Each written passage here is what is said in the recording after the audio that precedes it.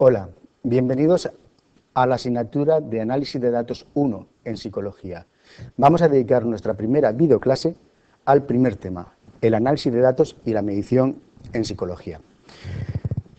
Básicamente tenemos que tener en cuenta que las distintas ciencias, se distinguen entre sí por su objeto de estudio. Por ejemplo, la física. La física, ¿cuál es su objeto de estudio? La materia y la energía. La biología, ¿cuál es su objeto de estudio? La vida. En nuestro caso, la psicología va a ser el estudio del comportamiento. Entonces, vemos que las distintas ciencias se diferencian entre sí por su objeto de estudio. Cada una de ellas tiene un objeto distinto. ¿Y en qué se asemejan? Pues las ciencias se asemejan por su método, el método con el que tratan de extraer la información que necesitan, que quieren conocer del mundo exterior. El método es común a todas las ciencias. En concreto, en psicología, como en física o en biología, utilizamos el método científico. La característica de este método, que nos ha posibilitado el enorme avance tecnológico y, en último término, de calidad de vida, que actualmente disfrutamos, al menos en el primer mundo, la característica de ese método científico, como iba diciendo, es que es sistemático y es replicable. Sistemático, vamos a ver posteriormente un esquema en el que veremos los distintos pasos del método científico que lo hacen un sistema sistemático, porque tiene unos pasos establecidos previamente. La replicabilidad del método científico simplemente indica que con los datos que yo informo en un artículo que publique, o el que publique un investigador en Irlanda, en Estados Unidos o en Rusia, yo voy a poder replicar sus resultados, con lo cual esos resultados son claramente del dominio público. Eso es una característica que se puede ver, si alguien de ustedes ha leído un artículo científico, en que son extraordinariamente precisos cuando indican los pasos que han seguido, los instrumentos que han utilizado, el tipo de sujetos que han participado en el experimento. Esto que a veces, cuando se lee un artículo, puede parecer bastante, diría yo, pesado, en definitiva, tiene la función de que cualquier persona pueda replicar, cualquier investigador pueda replicar esos datos. Los pasos del método científico los hemos extraído en estos 6 pasos, depende también del investigador de la teoría con la que estemos trabajando. Básicamente consisten en primer lugar se define un problema derivado de la vida real, como por ejemplo mejorar la calidad de vida de pacientes con Alzheimer, como disminuir el fracaso escolar, etc. En ciencia básica, muchas veces este problema viene definido no tanto por problemas de la vida real, como por el intento de contrastar teorías previas.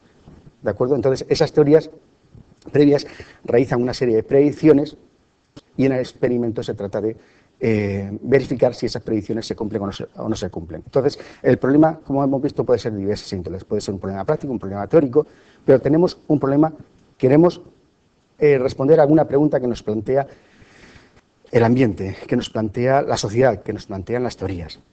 Ese es el problema. De esos problemas se deduce una serie de hipótesis contrastables. Se establece un procedimiento de recogida de datos. El procedimiento es básicamente lo que ustedes van a ver en diseño, en una asignatura también de primer curso. Y posteriormente, cuando se recogen datos, se trata de analizarlos. El análisis trata de extraer la información oculta en los valores numéricos que hemos obtenido a través del experimento realizado. Luego vendría la discusión de dichos resultados en función de si hemos resuelto la pregunta que nos habíamos planteado inicialmente en relación al problema o no la hemos resuelto. Y por último, y es muy importante, la elaboración de un informe de investigación que haga público los resultados obtenidos. Si no se produce el informe de investigación, se puede estar haciendo ciencia, se puede estar haciendo investigación, pero no se está haciendo ciencia. La ciencia tiene que ser pública y eso lo consigue el informe. De todo este esquema que nos encontramos relativo a los pasos del método científico, nuestra asignatura se centra básicamente en el punto 4, en el análisis de los resultados obtenidos del experimento o de la observación que hemos realizado. Por tanto, el análisis de datos siempre nos encontraremos con una serie de valores numéricos, resultado de la medición que hemos realizado de nuestros sujetos o de nuestros objetos de estudio, y tenemos que procesar esa información para poder contestar a la pregunta que planteó el problema que nos llevó a hacer el experimento o realizar la observación. En el mejor de los casos contestaremos a la pregunta con un sí o con un no. Normalmente los resultados sobre el análisis a veces no nos da una respuesta clara y delimitada, con lo cual el proceso vuelve a comenzar. Entonces vemos que en el marco global de la psicología, nuestra asignatura, análisis de datos, se ocupa de, a partir de que disponemos de un diseño previamente establecido, se han extraído unos datos numéricos, unos valores numéricos, de esos valores numéricos tenemos que traer la información que precisamos, la pregunta que hemos planteado a la naturaleza, queremos resolverla, queremos contestarla a partir del análisis de esos datos. Y esto se ocupa análisis de datos.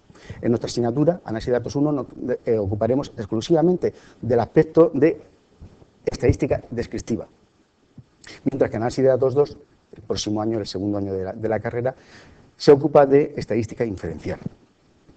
Vamos entonces a centrarnos en nuestra asignatura.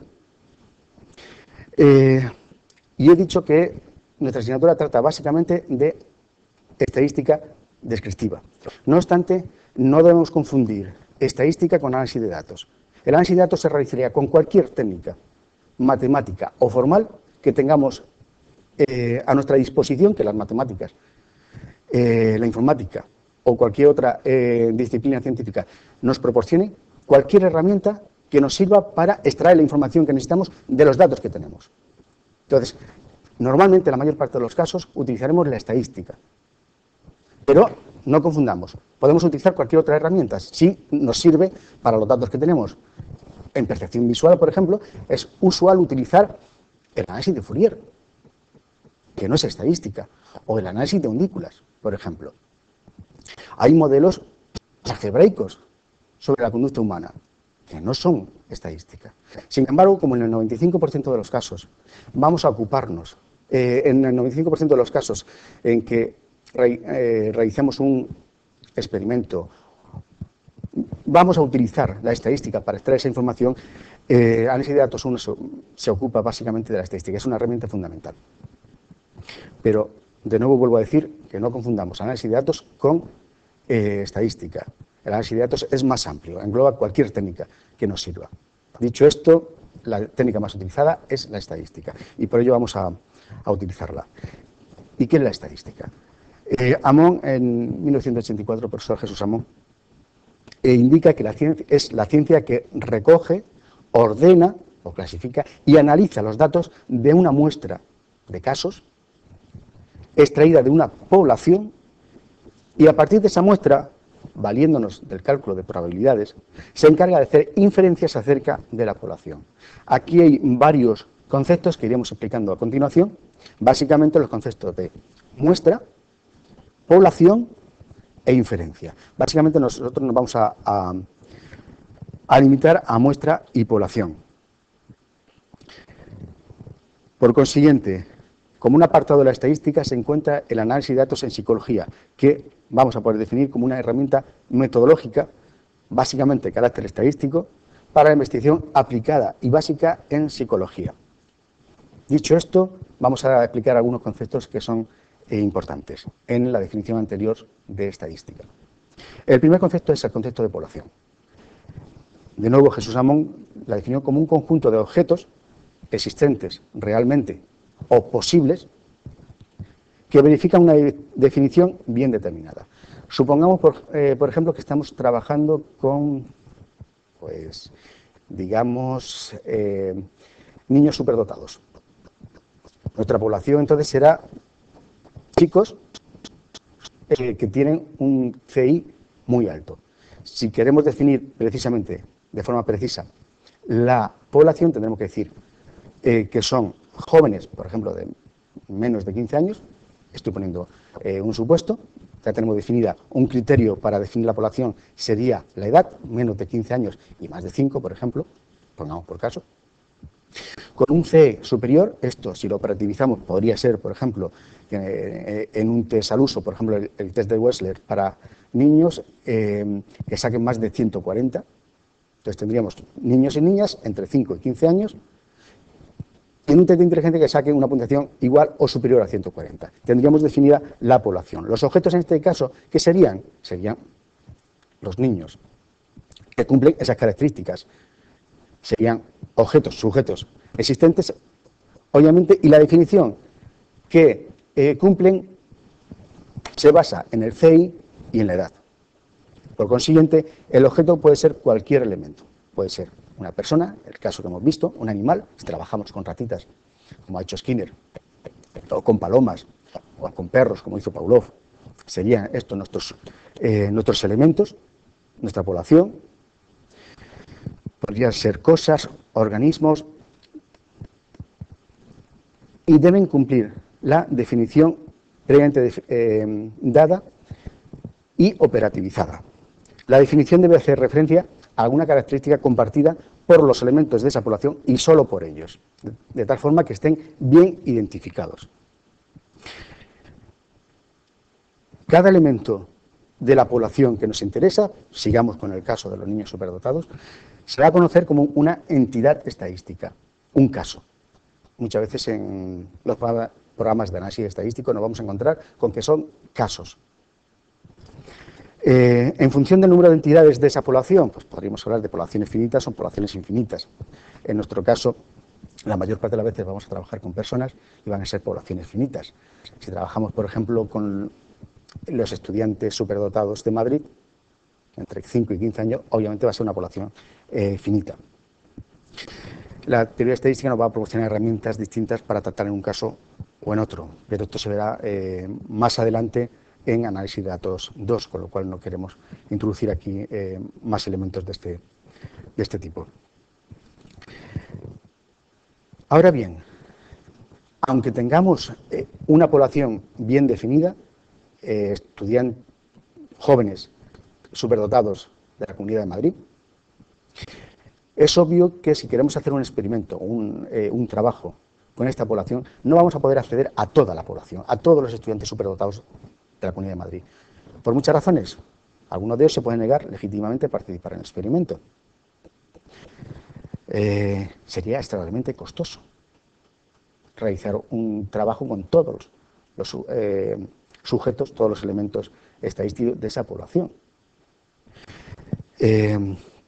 Algunos podrían existir y no están identificados. ¿Quién me dice a mí que el chico que está sin escolarizar vagando por las calles de Madrid puede ser un superdotado? En el test de CI puede ser un 140 y tener 10 años. Sin embargo, si no va a un colegio y si un psicólogo no lo ha identificado, no va a entrar en mi muestra. Entonces, no va a entrar en mi estudio. Esto quiere decir que la mayor parte de las veces no vamos a poder trabajar con toda la población, ni mucho menos. ¿Qué hacemos en este caso? Trabajamos con muestras, grupos reducidos de esa población. Por consiguiente, las muestras son subconjuntos representativos de los elementos de la población.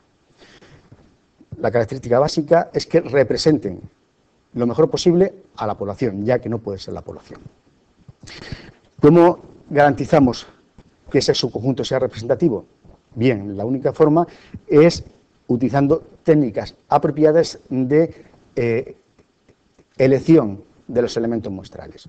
Esas técnicas se estudian en otra rama de la estadística llamada técnicas de muestreo. Se verá un poquito también en análisis de datos 2, pero no vamos a entrar aquí. Básicamente, lo que hay que tener en cuenta es que, con lo que estamos diciendo ahora mismo, tenemos por una parte una población que nos interesa para realizar un trabajo, un estudio sobre algún aspecto de la realidad. No podemos trabajar con esa población y tenemos que extraer un subgrupo de la misma. un subgrupo que sea representativo y va a ser la muestra. Normalmente vamos a trabajar con esa muestra. En nuestro caso, por ejemplo, podríamos tratar de escoger a 15 chicos superdotados de la Comunidad de Madrid, identificados obviamente, si no, no podríamos recogerlos, y para ello utilizaríamos alguna técnica de muestreo. Por ejemplo, si están identificados, podríamos, mediante una tabla de números aleatorios, extraer 15 números aleatorios correspondientes con 15 sujetos de los identificados. Y esa sería nuestra muestra. Ahora bien, el objetivo de la investigación no es tanto la muestra como la población. Queremos hacer alguna afirmación, responder a alguna pregunta referente a la población, no a la muestra. Es decir, el objetivo de la investigación es caracterizar a la población objeto de estudio. Queremos caracterizar algún aspecto de la conducta de los niños superdotados. Ahora bien, como no podemos hacer a la población, tendremos que basarnos en los resultados obtenidos en nuestra muestra para hacer alguna inferencia sobre la población. Por consiguiente, vamos a tener que diferenciar claramente estos dos campos, población y muestra. Lo vamos en un momento a representar gráficamente.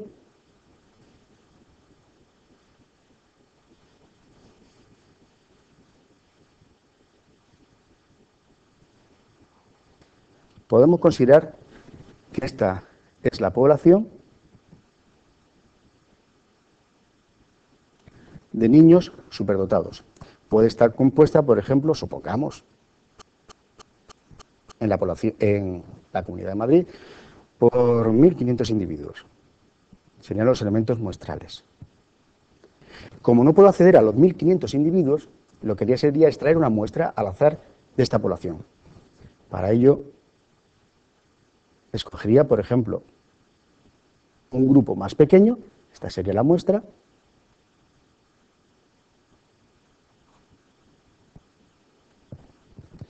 y estaría compuesta por mucho menos individuos. Pongamos por caso que estuviese compuesto por 15 individuos, como hemos dicho anteriormente. Ahora, lo más importante es que lo que nos interesa es la población, alguna característica de esta población. Imaginemos que la característica nos interesa de los chicos superdotados de la Comunidad de Madrid entre 5 y 15 años sea la autoestima. ¿De acuerdo? Ahora bien, la autoestima no la hemos podido medir en los 1.500 individuos, solamente en los 15 que han compuesto nuestra muestra. Tendríamos 15 puntuaciones de autoestima en una escala validada de autoestima, y a partir de esas 15 puntuaciones numéricas, una por cada individuo, nos interesa hacer algún tipo de inferencia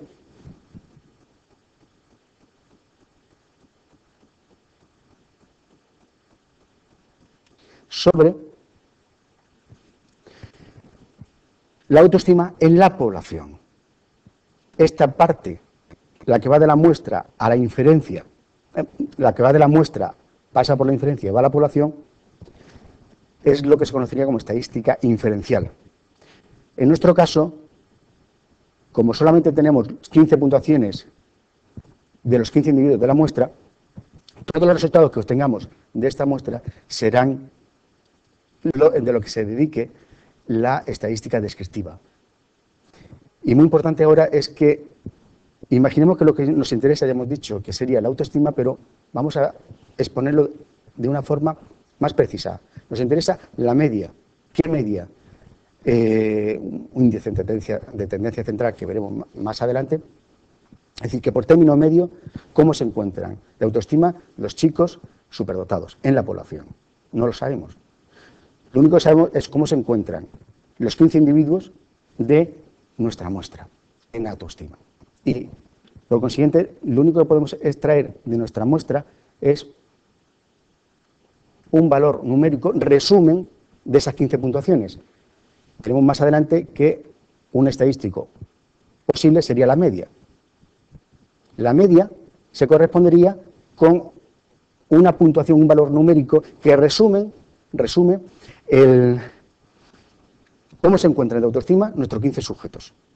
Ahora bien, a nosotros nos interesa hacer, a partir de la media que hemos obtenido de nuestros 15 sujetos, saber cómo se encuentra la población. No lo conocemos, ¿de acuerdo? Por consiguiente, tenemos que asignar símbolos distintos para diferenciarlos a los valores que se extraen de la muestra con respecto a los valores que se extraen de la población. Si hablamos de la población y nos referimos a la media en autoestima en los sujetos superdotados, vamos a hablar de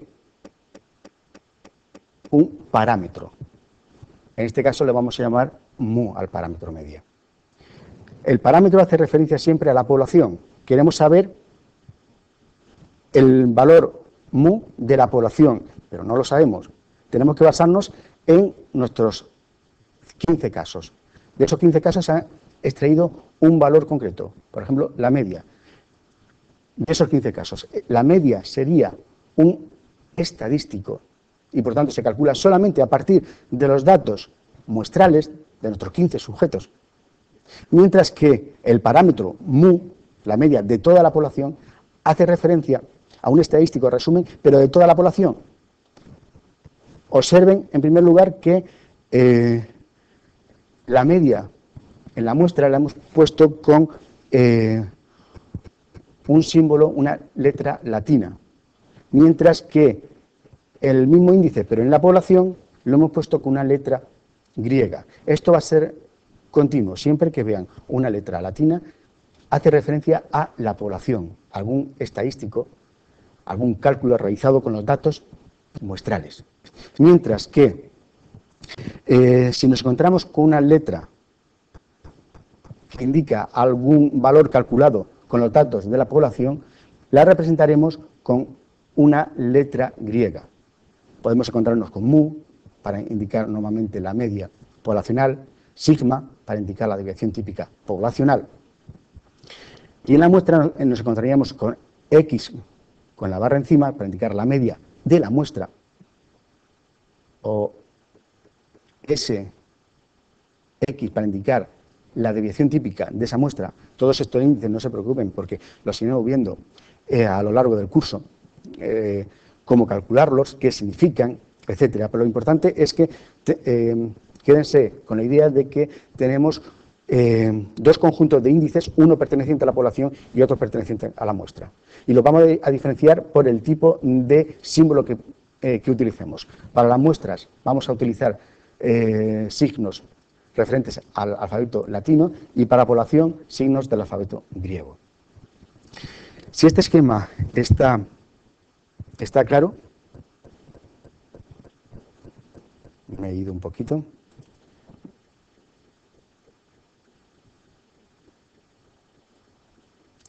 Resumen. Entonces, hemos visto ya, por consiguiente, la distinción entre qué es un parámetro y qué es un estadístico. Un parámetro es cualquiera de los valores numéricos que se refieren a la población. El valor numérico puede ser una media, puede ser una división típica, puede ser el valor máximo, puede ser el rango, puede ser... Hay multitud de valores numéricos que podemos calcular con los datos que podríamos obtener en una población. Cualquiera de esos datos que obtengamos con las puntuaciones de toda la población se va a llamar parámetro. Mientras que un estadístico va a ser cualquier valor que se calcule a partir de los datos de la muestra, no de la población, de nuestros poquitos casos. Pueden ser también porcentajes, promedios, medias, etc. Es muy importante diferenciar lo que es estadístico de lo que es parámetro. Parámetro se refiere a un cálculo realizado sobre todos los elementos de la población y el estadístico a un cálculo realizado sobre los datos de la muestra. Aquí están en esta transparencia la definición por consiguiente de parámetro y estadístico. Parámetro, propiedad descriptiva de la población. Estadístico, propiedad descriptiva de la muestra. Entonces nos indica que ambos describen a la muestra o a la población. Y los conceptos son claramente distintos. No equivoquemos ambos conceptos. Otro punto importante es que los parámetros tienen valores únicos. Si yo me refiero al parámetro media en la población, ya lo indica la palabra parámetro, en la población madrileña de niños superdotados, solamente hay una media. para los 1.500 sujetos superdotados que pueda haber en la Comunidad de Madrid. Una única media. Sin embargo, ¿qué sucede en la muestra? En la muestra no sucede eso, porque supongamos que en esta primera muestra de 15 sujetos hubiéramos obtenido una media de 9,5. Pero, ¿qué sucedería si extraemos otra muestra distinta a la anterior? Supongamos también de 15 sujetos, y de ella calculamos su media. Pues seguro que no va a ser 9,5. Que va a variar, puede ser 11, 9, depende de la escala de medida que estemos utilizando, del instrumento, etc.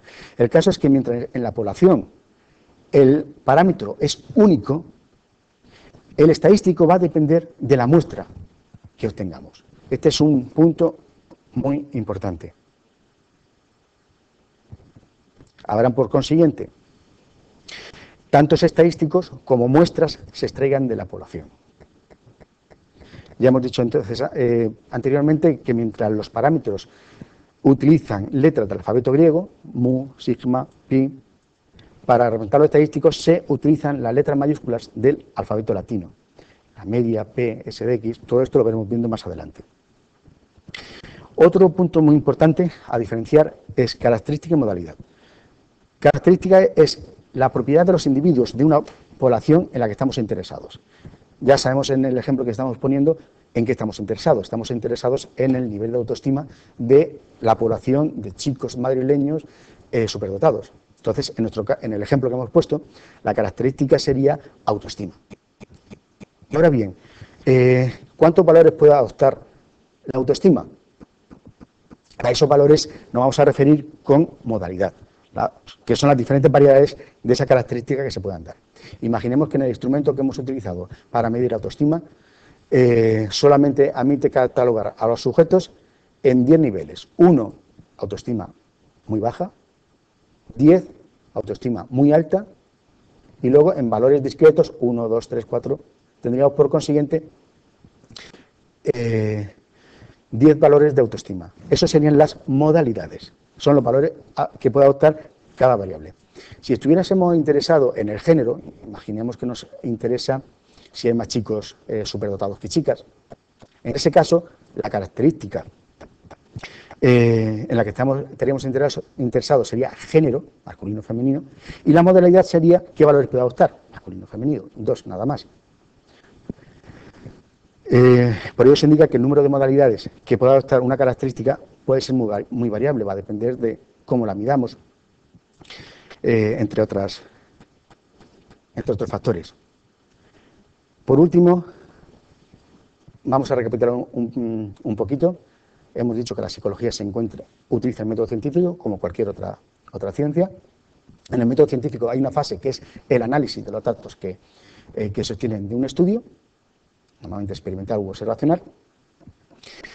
Y en todo esto hemos dejado en suspenso un punto muy importante, que es la medición. Es decir, hemos dicho que a nuestros sujetos les habíamos pasado un cuestionario, por ejemplo, para medir su nivel de autoestima. Ese proceso por el que los sujetos contestan al cuestionario y obtenemos unas puntuaciones numéricas es lo que se llama la medición.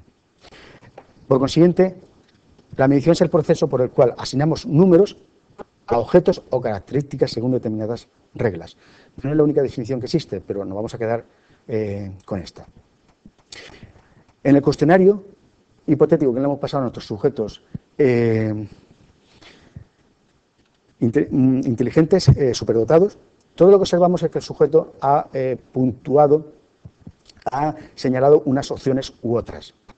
Y eso nosotros lo traducimos a una puntuación numérica. Ese proceso, que parece simple en apariencia, no lo es en absoluto.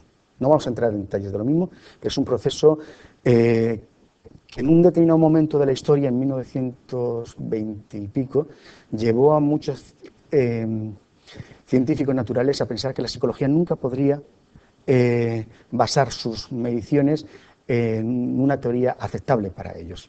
Básicamente decían que la medición en psicología era un poco menos que imposible. Luego se ha visto que no es cierto.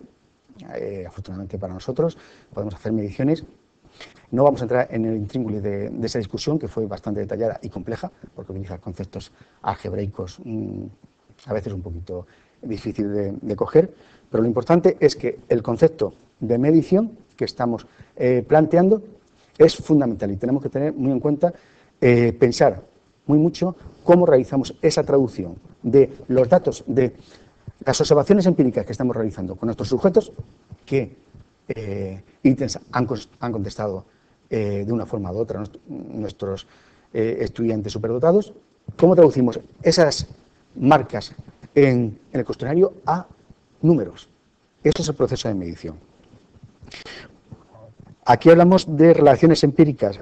Medir supone poner en relación el conjunto de relaciones empíricas del fenómeno. El fenómeno es, en este caso, estudiantes superdotados, cuál es su nivel de autoestima. Las relaciones empíricas del fenómeno serían qué observamos en la realidad sin utilizar todavía números.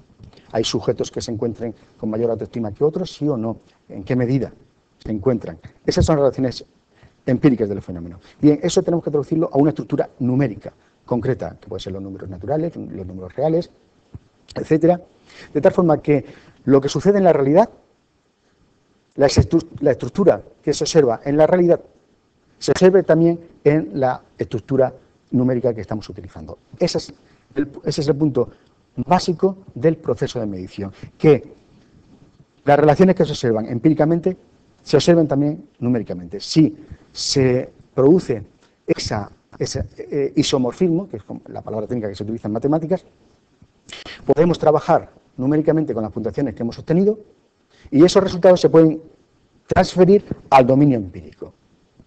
Por consiguiente, ese isomorfismo hay que tenerlo muy en cuenta. Por consiguiente, para lograr que esta relación entre la relación empírica y la relación numérica sea válida, tenemos que utilizar una serie de modelos, llamados modelos de medición o escalas de medida. Las escalas de medida las vamos a definir como un procedimiento mediante el cual vamos a relacionar de forma biunívoca un conjunto de modalidades con un conjunto de números. Ya hemos visto anteriormente lo que eran las modalidades, los distintos valores que podía adoptar nuestra variable. Empíricamente, sin utilizar números, ¿cómo traducimos eso a números? Atendiendo, bien, ya sabemos entonces que el proceso de medición es traducir las relaciones que se observan en el fenómeno empírico, traducirlo a números. Ahora bien, esta traducción puede adoptar diversas formas. En concreto, Stevens, un investigador en psicofísica bastante importante en la historia de la psicología, distinguió 4 tipos de escalas de medida, a las que llamó nominal, ordinal, de intervalo y de razón. Es fundamental conocer la diferencia entre estos 4 tipos de escalas. En la discusión que vamos a realizar sobre los 4 tipos de escalas, vamos a hablar sobre las transformaciones admisibles. El concepto de transformación admisible hace referencia al problema de la unicidad de la medida. Lo vamos a ver con algún ejemplo posteriormente, pero básicamente los matemáticos se plantean cómo, si a partir de las relaciones empíricas yo realizo una transformación a escalas, a un mundo numérico, a una escala numérica, a dimensiones numéricas, esa transformación es la única posible o hay varias igualmente posibles. La respuesta es que depende de la escala de respuesta, pero básicamente cualquier representación numérica que preserve las relaciones empíricamente verificables es correcta, es esencialmente correcta. Lo vamos a ver con ejemplos posteriormente. Pero entonces, las transformaciones admisibles van a hacer referencia a ese isomorfismo entre la realidad empírica y los números, ¿es único o es múltiple? Aquí tenemos en esta transparencia un ejemplo de lo que es el proceso de medición. Tenemos por un lado una serie de objetos, en nuestro caso serían los chicos diagnosticados con superdotación, o su 1, o su 2, o su n. Realizamos un proceso de medición entre una regla bien definida, de tal forma que a partir de la información que proporciona el cuestionario, a cada sujeto le vamos a proporcionar un valor numérico que indica su puntuación en la escala de, en nuestro caso, autoestima. A esto le vamos a llamar X1, X2, X1. Mientras O1 son los sujetos, el proceso de medición les asigna, en base a sus respuestas, una puntuación numérica, X1. Ahora bien, ¿esa puntuación numérica es única? No, no tiene por qué. Pueden haber otras transformaciones de esos valores numéricos que aquí se ha representado por la función g, que sea igualmente válida. Si g de x preserva las relaciones que se observan en las puntuaciones de autoestima, tanto la escala de medida x1, x2, xn es válida como lo es la transformación g de x1, g de x2, g de xn. Vamos a verlo con la escala más simple, de hecho una escala que muchos no llevarían a considerar como una escala. Veremos por qué. La escala nominal es aquella en donde la única comprobación empírica que puede hacerse es la de igualdad o desigualdad. Es decir, en el plano empírico solamente podemos determinar si un individuo pertenece a la misma categoría que otro o no. Por ejemplo, comunidad autónoma de procedencia. Si un sujeto procede de la comunidad, supongamos que, de nuevo siguiendo el ejemplo, tenemos a nuestros superdotados y vamos viendo para cada uno de ellos dónde han nacido. Pues algunos habrán nacido en Madrid, otros habrán nacido en Murcia, otros en Vitoria. Entonces, vamos a tener, por ejemplo, 10 individuos de Vitoria en nuestra población de 1.500 estudiantes superdotados que están viviendo actualmente en Madrid. Y otro nació en Murcia, pero está viviendo aquí en Madrid. Si cogemos a dos de estos individuos, solamente podemos determinar, en base a la escala comunidad autónoma de procedencia, si proceden de la misma comunidad o de distinta comunidad. Nada más. La única relación empírica que se observa es Juan y Pepe. ¿Pertenecen a la misma comunidad? ¿Sí o no? ¿Son los dos de Vitoria? La respuesta es sí. ¿Es de uno de Vitoria y otro de Murcia? La respuesta es no. ¿Podemos decir, en este caso, que Juan por ser de Vitoria es más o menos que Pepe por ser de Murcia? En modo alguno. Son distintos. O iguales o distintos, pero no hay otra relación empírica. ¿De acuerdo? Por consiguiente, cualquier escala numérica que cumpla los conceptos de igualdad y desigualdad, me va a servir. Si tuviésemos en este caso una representación, vamos de nuevo a la tableta gráfica, supongamos que tenemos Pepe, lo vamos a poner un poquito más grande,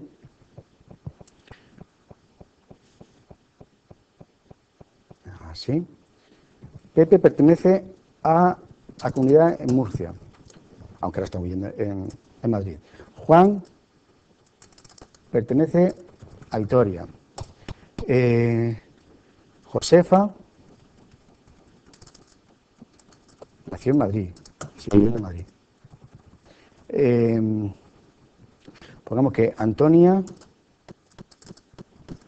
es de Vitoria, y así sucesivamente. Lo que podemos observar es que podemos decir que Pepe y Josefa pertenecen a la misma categoría. Perdón, Juan y Antonia, los dos nacieron en Vitoria, son iguales, en la categoría comunidad de procedencia. Mientras que Juan y Josefa, uno nació en Vitoria y otro en Madrid, en relación a la característica comunidad de procedencia, son desiguales, son distintos. Estas son las relaciones empíricas que se observan.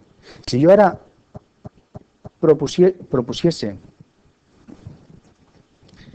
asignarle valores numéricos a cada comunidad, supongamos, por ejemplo, que digo, por conveniencia, la comunidad de Murcia le doy el punto 1, la comunidad de Vitoria le doy el valor 2 numérico, la comunidad de Madrid le doy el valor 3, la comunidad de Vitoria ya hemos dado el número 2. Ahora todo lo que estaría haciendo es, como se puede observar, codificando o recodificando la comunidad de procedencia. Y yo puedo decir entonces que Juan y Antonia, que tienen el mismo valor numérico, son iguales en la categoría comunidad de procedencia, mientras que Juan y Josefa no lo son. Pero nada más, no podemos decir que, por ejemplo, Josefa es más que Pepe porque Josefa tenga un 3 y Pepe tenga un 1. Porque son simplemente códigos que nos indican de dónde procede el sujeto. De la misma forma que he utilizado el 1, el 2 y el 3 para indicar que uno es de Murcia, otro de Vitoria y otro de Madrid, podría utilizar cualquier otra escala que me preserve las relaciones de igualdad-desigualdad. Cualquiera. Pongamos, por ejemplo, que le digo, a Murcia le doy el 100, a Vitoria le doy el 150, mientras que a Madrid le doy el 175. Perdón. Sí, está bien. Porque ahora, Antonia, que es de Vitoria, tiene el 2, le daría de nuevo el 150. Observen ahora que Juan y Antonia siguen teniendo el mismo valor numérico, 150. Por consiguiente, seguimos pudiendo indicar que ambos pertenecen a la misma categoría, en función de la característica comunidad de procedencia. Pero los números son, en este caso, solamente me permiten indicar igualdad-desigualdad en esa característica. Lo mismo que me indicaba la comunidad de procedencia, Murcia, Vitoria o Madrid. Los números no indican nada más, solamente igualdad o desigualdad. Cualquier variable, en este caso, que cumpla esta característica, en donde solamente podamos hacer juicios de igualdad o desigualdad, estará medida en una escala de tipo nominal. Por consiguiente, es obvio darse cuenta de que los números que hemos utilizado para categorizar la comunidad de procedencia no admiten las operaciones de suma-resta, porque esas operaciones hacen uso de información que no está en las relaciones empíricas. En las relaciones empíricas solamente me admitían igualdad y desigualdad, por consiguiente, en su representación numérica, el 1, 2, 3, o 150, 175 o 100, solamente puedo utilizar la información sobre igualdad y desigualdad, no sobre distancias, no sobre cocientes. ¿De acuerdo? Solamente son códigos. Eso es lo que tendríamos en una escala nominal. En la formalización se ve muy claro, si dos objetos O sub I igual a O sub J, O, recuerden que significaba el elemento muestral que estamos utilizando, en nuestro caso son personas, jóvenes, superdotados. El subíndice I o J indica que uno se llama Juan y otro Pepe. Se señaliza mediante subíndices distintos para indicar que son sujetos distintos, nada más. Entonces, si dos sujetos distintos, el I y el J, son iguales en esa característica, la única característica que se le debe pedir a su representación numérica es que los valores que se le han asignado a Juan y a Pepe, el X sub I y el X sub J, también sean iguales. Mientras que si la característica es distinta, su representación numérica también tiene que ser distinta. Es la única condición que se le exige a la representación numérica. Y ahora, en relación a lo que habíamos visto previamente sobre la unicidad, lo vemos claramente. En el caso que hemos puesto en la tableta gráfica, vemos que la representación numérica no es unívoca. Podemos dar los valores 1, 2, 3, 100, 150, 175 o cualquier otra que mantenga, respete la igualdad-desigualdad. Podría haber multitud de otras representaciones. Vemos como a partir de un conjunto de relaciones empíricas, las posibles representaciones numéricas son muchísimas. No hay una unicidad. No es una única representación numérica la posible. Hay muchas más posibles. En nuestro caso, en la escala nominal, claramente sucede así. Por consiguiente, las transformaciones admisibles es cualquier transformación que preserve las relaciones de igualdad o desigualdad de los objetos respecto a esa característica. El siguiente nivel en las escalas, ya un poquito más adecuada, de mayor nivel, es la escala ordinal. Como el mismo nombre indica, en este tipo de escalas, la relación empírica que se debe mantener, que se observa en la realidad empírica y que se debe mantener en los valores numéricos que asignamos a los sujetos o a los objetos muestrales, es la de orden, mayor, menor que. Igualdad y desigualdad se sigue manteniendo la anterior, podemos determinar si un sujeto respecto a esa característica es igual a otro o diferente, pero también podemos indicar si ese objeto o ese sujeto es mayor o menor que otro. Podemos ponerlos en orden de mayor o menor. Es decir, un ejemplo muy claro es la dureza de los minerales en la escala de Mohs. Aquí, la modalidad que estaríamos midiendo sería la dureza de ciertas superficies, de ciertos minerales. Si nos cogemos una serie de minerales, se pueden ver en la transparencia, y los frotamos uno con otros, vamos a ver que unos son más duros que otros y se muestra en que unos rayan a otros. Por ejemplo, si nos cogemos el yeso, vemos que el yeso raya al talco. Por consiguiente, podemos decir que son diferentes en la característica dureza, pero no solamente podemos decir que son diferentes, sino que yeso es más duro que el talco. ¿Cuánto? Simplemente podemos decir, en la realidad empírica, mediante esa operación de rayar uno sobre otro, hemos dicho, el yeso es más duro que el talco. De la misma forma, la calcita es más dura que el yeso y más dura que el talco. La relación empírica que se observa en la realidad a partir de la operación de ralladura es esa. Podemos ordenarlos en función de dureza. Por consiguiente, lo único que se le exige a la escala numérica que les asignemos es que preserve esa relación de mayor-menor.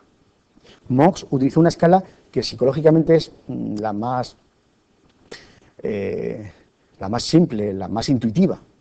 Dijo, le dio el valor 1 a los materiales menos duros, el valor 2 al siguiente en la escala, el 3 al siguiente, así hasta llegar a 10, al valor numérico 10, que lo ocupaba el diamante, en el que la única materia natural que puede rayar al diamante es otro diamante, es el más duro. ¿De acuerdo? Entonces, vemos que Mox, este físico, lo que hizo fue ordenar los materiales por dureza. La dureza era la característica empírica que se observaba. En esa realidad empírica, mediante la operación de ralladura, se observaba que se podían ordenar, y lo que hace Mox es traducir esos valores empíricos, esas observaciones empíricas, en números, y utiliza el 1, 2, 3, 4, 5, 6, 7, 8, 9 y 10. Observamos entonces que los números, estos números que ella asignó a esta escala, se pueden utilizar también en su sentido de igualdad o desigualdad. Si tenemos dos minerales que rayen al feldespato, pero que no rayen al topacio, les asignaremos un valor de 7, están en la categoría del cuarzo. Sabemos que son más duros que el del feldespato y que todos los anteriores, y menos que el topacio. Podemos establecer, por tanto, podemos establecer en la realidad empírica la categoría de igualdad-desigualdad, y eso se refleja en los números, y la categoría de mayor o menor que. Pero si observamos bien esta categoría, hay un aspecto fundamental que no está reflejado aquí, y es que no hay escala de medida. Igual que estamos acostumbrados a utilizar un metro, y en el metro tenemos, por ejemplo, la escala de medida centímetros, hay una escala de medida. En este tipo de escalas, las escalas ordinales, no hay unidad de medida.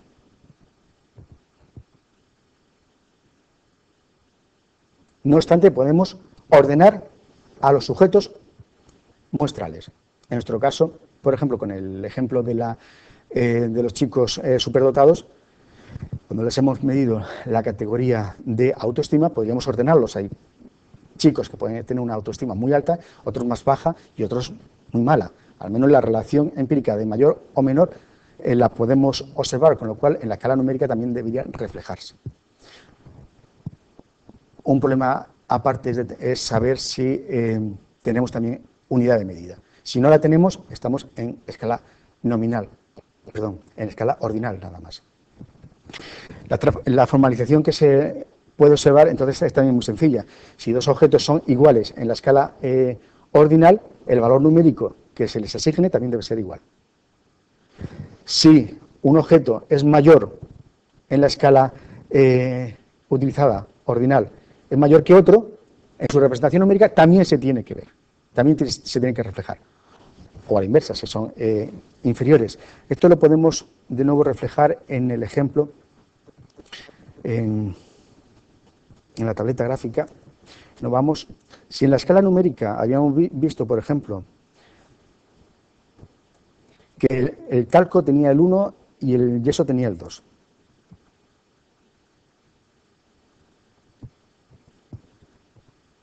Vamos a, si me deja, yeso.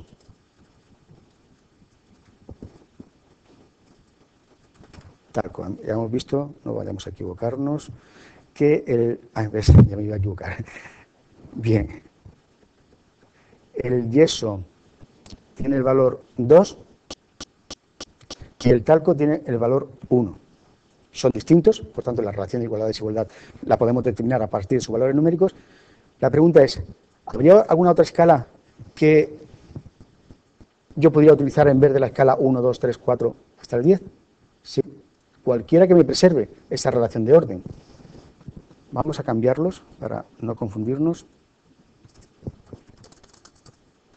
2, vamos a poner otro ejemplo para tenerlo más claro. La casita es el 3.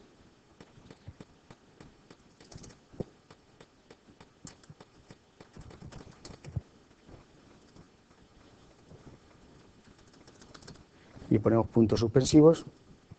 No me deja. Muy bien. Borramos el primero. Quizás sí me deja ahora. Bien. Talco 1, yeso 2, casita 3, puntos suspensivos. Serían 1, 2, 3, 4, etc. ¿Qué otra escala podríamos utilizar? Cualquiera que respete este orden. Podríamos utilizar -1 para el talco, 0 para el yeso, 1 para la calcita, 2 para... ¿Sigue preservando la relación de orden de mayor menor? Sí, es válido. O podríamos utilizar, por ejemplo, 100 para el talco, 150 para el yeso, 160 para la calcita. ¿Preserva las relaciones de orden el 100 con respecto al 150 con respecto al 160? Sí. Por consiguiente, esa escala sería válida. Incluso observen, y lo he puesto a propósito, que la diferencia entre el 100 y el 150 es distinta a la del 150 al 160. Lo he hecho a propósito porque en las escalas ordinales la diferencia entre los valores numéricos no es significativa. Lo único que es significativo es mayor, menor que, o igual. Pero las diferencias de los valores numéricos no es significativa. Y esa es precisamente la diferencia con respecto al siguiente tipo de escala, que sería una escala de intervalo. En esta escala de intervalo, básicamente lo que se observa es que tenemos unidad de medida.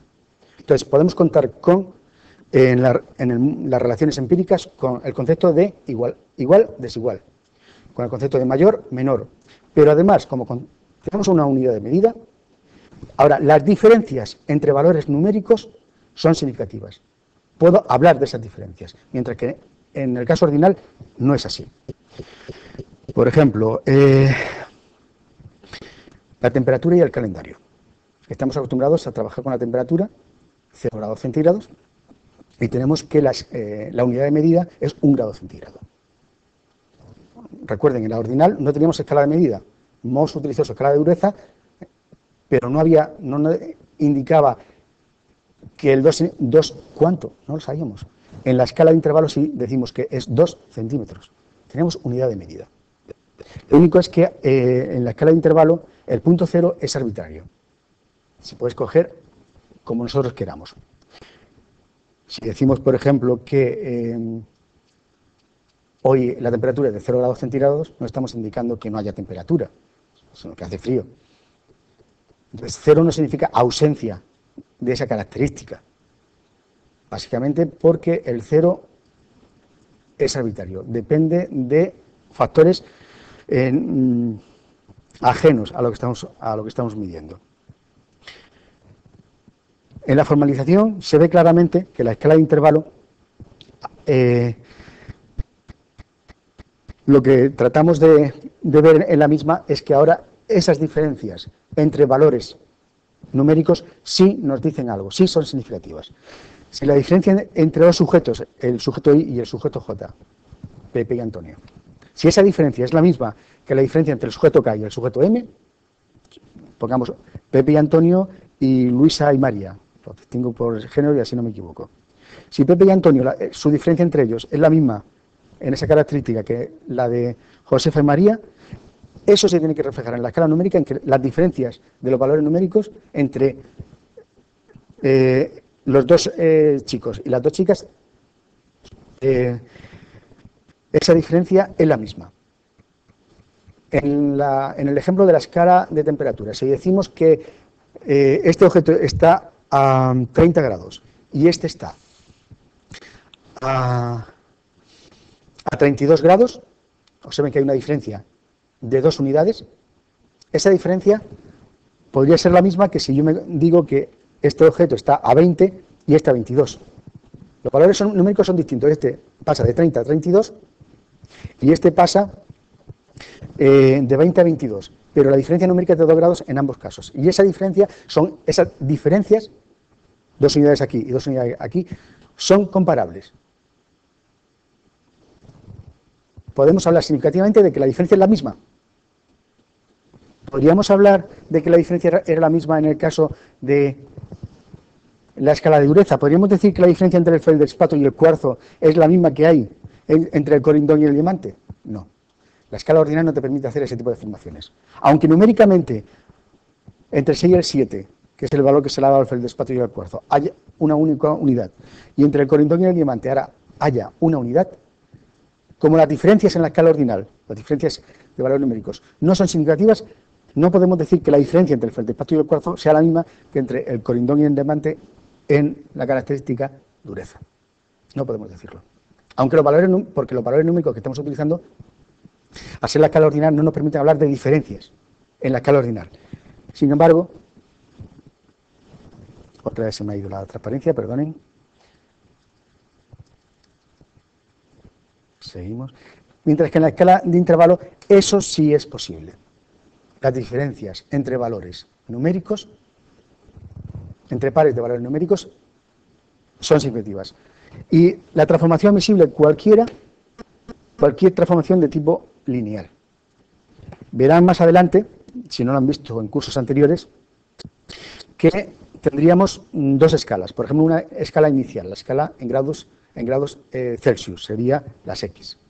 Si queremos traducir la temperatura, una variable de intervalo, a otra escala, como por ejemplo la escala Fahrenheit, podríamos utilizar una transformación lineal del tipo que ven en la pantalla, A más BX. Se aplica esa transformación lineal y se diría, bueno, pues a 0 grados centígrados le correspondería tanto grados Fahrenheit. Si la transformación lineal es válida, siempre y cuando el B, la pendiente, sea mayor que 0, es decir, no puede ser negativa ni puede ser 0. Y por último tenemos la escala de razón. La escala de razón sería la más elevada dentro de todas las que hemos visto. En esta escala, a diferencia de la anterior, el punto 0, cuando a un objeto le damos el valor 0, significa que ese objeto no tiene esa característica en absoluto. Por ejemplo, el peso. Si yo digo que un objeto tiene 0 kilogramos, quiere decir que no tiene peso. Me dirán, ¿y qué objeto no tiene peso? Por ejemplo, la luz. La luz no tiene peso. Los fotones. Es una partícula cuya masa vale 0. Bien. En este caso, la masa sería una escala medida en una escala de razón. Básicamente porque, a diferencia de intervalo, el 0 tiene un significado muy concreto. Esa característica no existe para ese objeto. Y esto nos permite establecer no solamente diferencias entre valores, como antes, no solamente que unos valores son mayores o menores que otros, que unos valores son iguales o diferentes a otros, que unos valores, que la diferencia entre pares de valores, podemos establecer comparaciones, diferencias entre pares de valores. Aquí podemos ir un poquito más allá. Podemos decir que podemos hablar de razones entre valores y podemos establecer entonces que el cociente, es decir, la razón entre un par de valores puede ser igual, mayor o menor que el cociente entre otro par de valores. En este caso, en la escala de razón, tiene sentido establecer esta comparación, cosa que no era posible ni en la escala de intervalo, mucho menos en las ordinales o las nominales.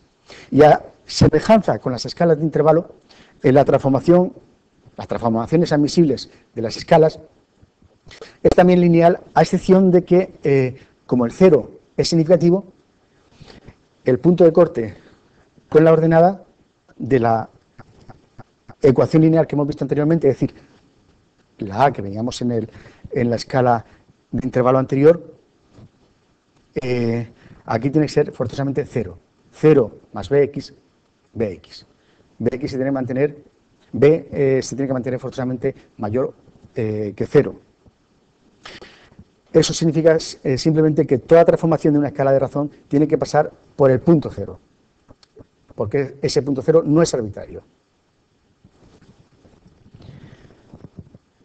Aquí tenemos un resumen de las escalas de medida, de las transformaciones admisibles y una serie de ejemplos. Vamos de nuevo a verlas y a recordar de forma rápida qué significan. En la escala de tipo nominal podemos hablar de que dos objetos son iguales o distintos. Y por consiguiente, los valores numéricos que se le asignen a esos objetos solamente tienen que preservar las relaciones de igualdad-desigualdad. Punto. Ejemplos. Género. Yo puedo decir que alguien es de género femenino o masculino. ¿Puedo decir que dos sujetos son del mismo género? Sí. ¿Puedo decir que dos sujetos tienen un objeto, una persona tiene un objeto, una característica mayor que otro en la característica de género? No, porque no puedo decir que hombre sea mayor que mujer o mujer mayor que hombre. Por lo tanto, sexo solamente permite hablar de igual que o distinto que, raza, estado civil, diagnóstico clínico, etcétera. Son ejemplos de variables, de características que podemos medir, pero en una escala de tipo nominal.